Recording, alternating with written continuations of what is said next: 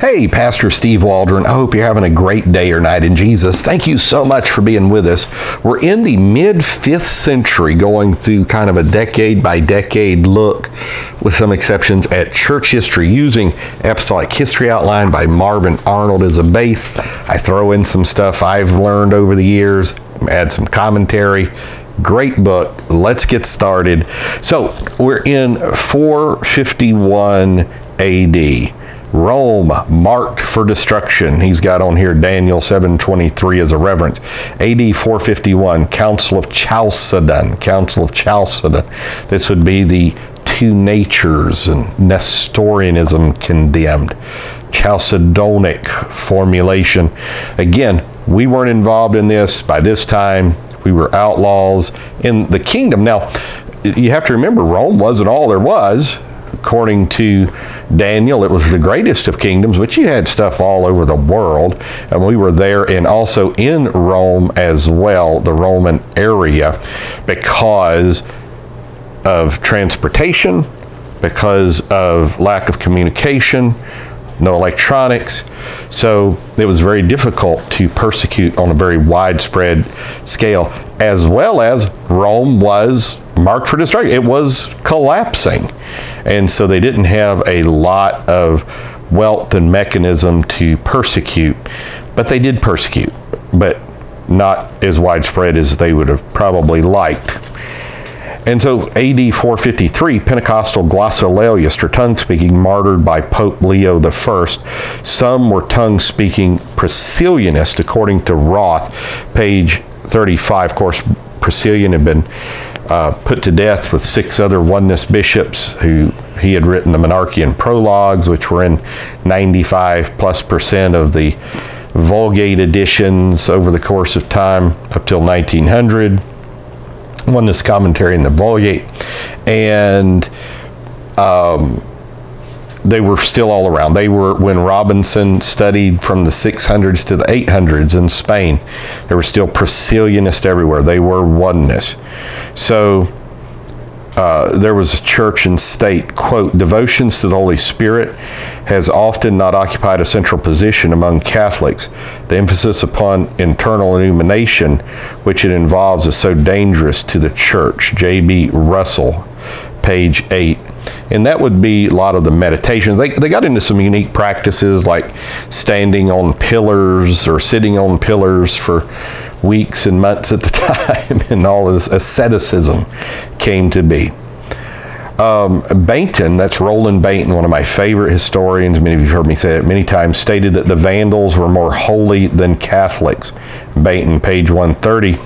Could be a lot of truth to that. A lot of the Vandals were actually Arian Christians. And it's very difficult. Some people, when you say that, like the unacquainted, they're thinking it's like, I'm talking about the Aryan nations or something, like some white supremacist group. No, it's followers of Arius. Aryan, it's spelled differently, not with a Y. In 455 AD, Vandals looted Rome. Apostolics had rest. 476 AD, of course, the decline and fall of the Roman Empire by Gibbon. What an interesting read that was, even though Gibbon wasn't Christian per se. Roman Empire fell.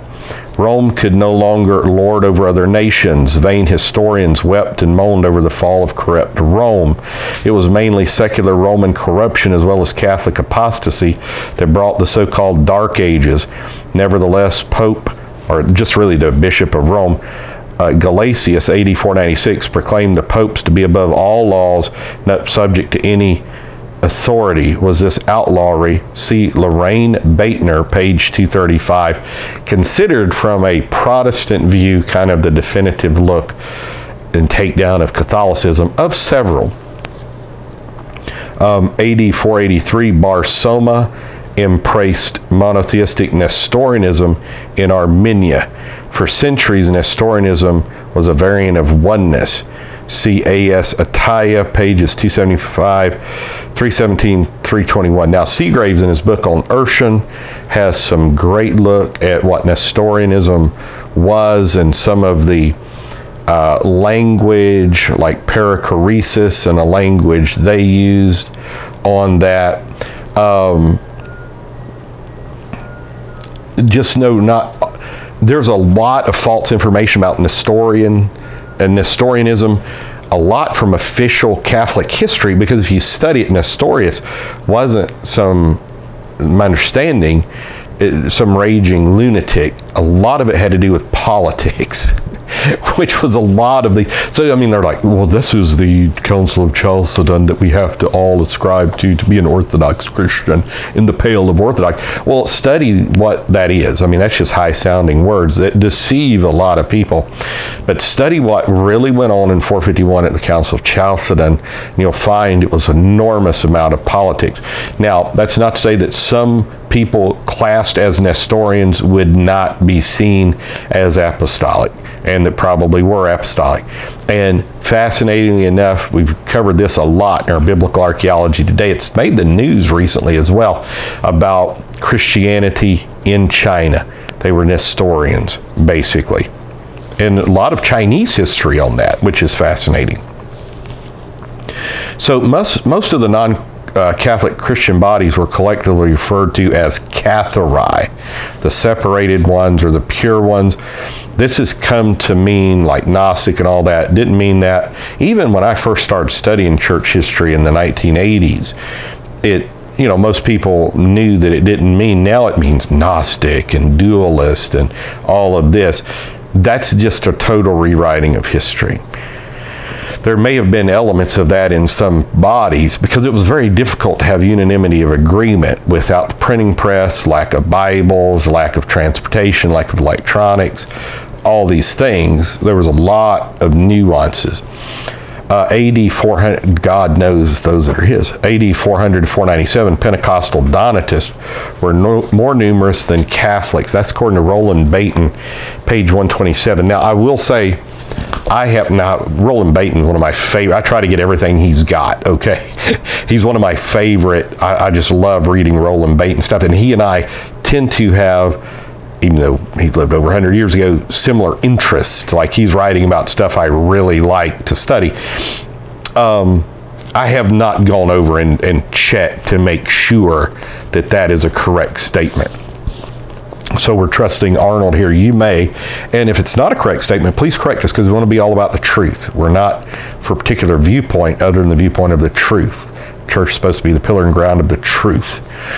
So Manichaeans became known as Bogomils. Now that's extremely important because Tom Weiser has shown that Bogomils, especially in the Eastern Empire, were oneness apostolics. They were just Acts 2:38 people for centuries.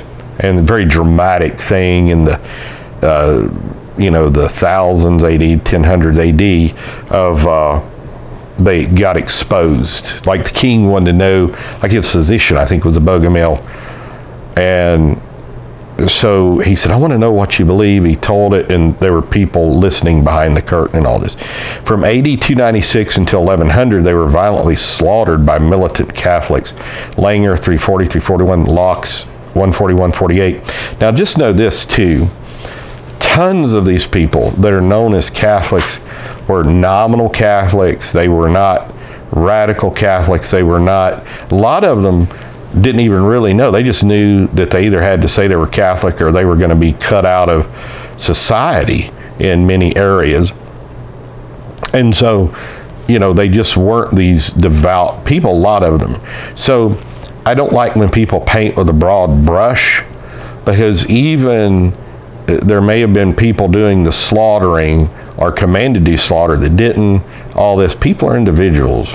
So I can disagree with the Catholic system and some of their atrocities, or all their atrocities over the course of time, but not disagree with Catholic people individually. When I say disagree, of course I would disagree with them doctrinally, but not just say you're evil because of this or something like that. At this time, many oneness Christians sought protection under the Goths and the Vandals. And he gets that from Langer, page 144, and H. Trevor Roper, page 155.